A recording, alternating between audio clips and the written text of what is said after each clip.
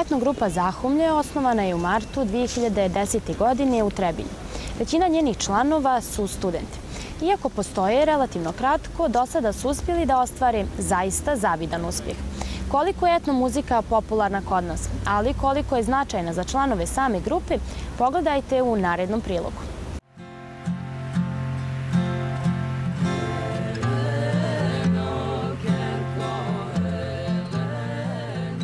Malo je možda neobičan taj način na koji smo mi u stvari počeli da radimo. Mi smo se svi možda družili, onako smo se poznavali. Nas je prvenstveno povezala znači vjera i povezalo nas je to što smo svi nekako u crkvu išli redovno.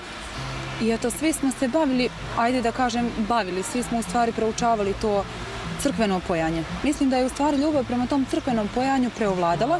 I onda sam ja jednom došla na ideju kad smo već tako počeli da se bavimo, da proučavamo crkveno pojanje, da možda u to uključimo i ovu etno, odnosno izvornu muziku. Jer za mene je na neki način to čak bilo i povezano, te melodije.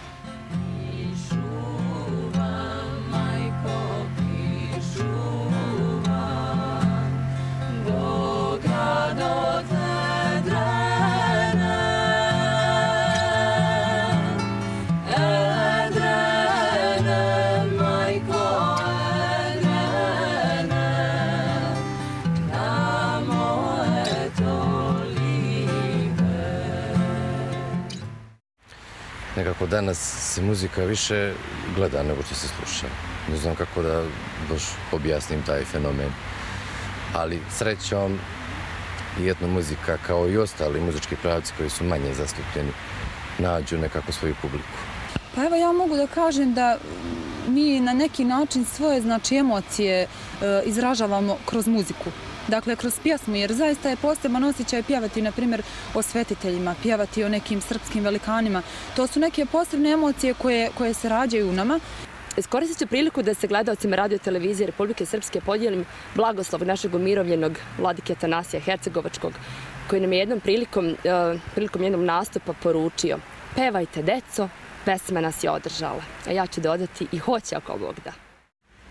Ne lomi mi lojze, ne peri mi grojze, ne pravi mi lada preko vinograda.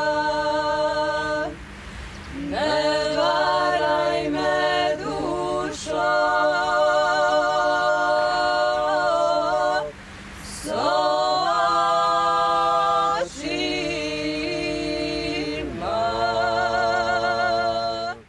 Pa s obzirom na to da je Božić zaista najradosniji hrišćanski praznik, najljepši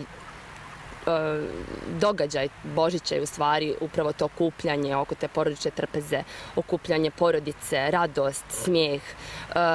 Naravno, dan bude najljepši kada započne Božićnom liturgijom u hramu, a nakon toga naravno lomljenje česnice, dočekivanje položajnika, simbolika dolaska položajnika, zasipanje pšenicom i svi ostali do kraja dana običaji vezani za Božić. Dragim gledaocima radio televizije Republike Srpske, srećne i blagoslovene praznike želi etnogrupa Zahumlje iz Trebinja. Mir Božji, Hristos se rodi!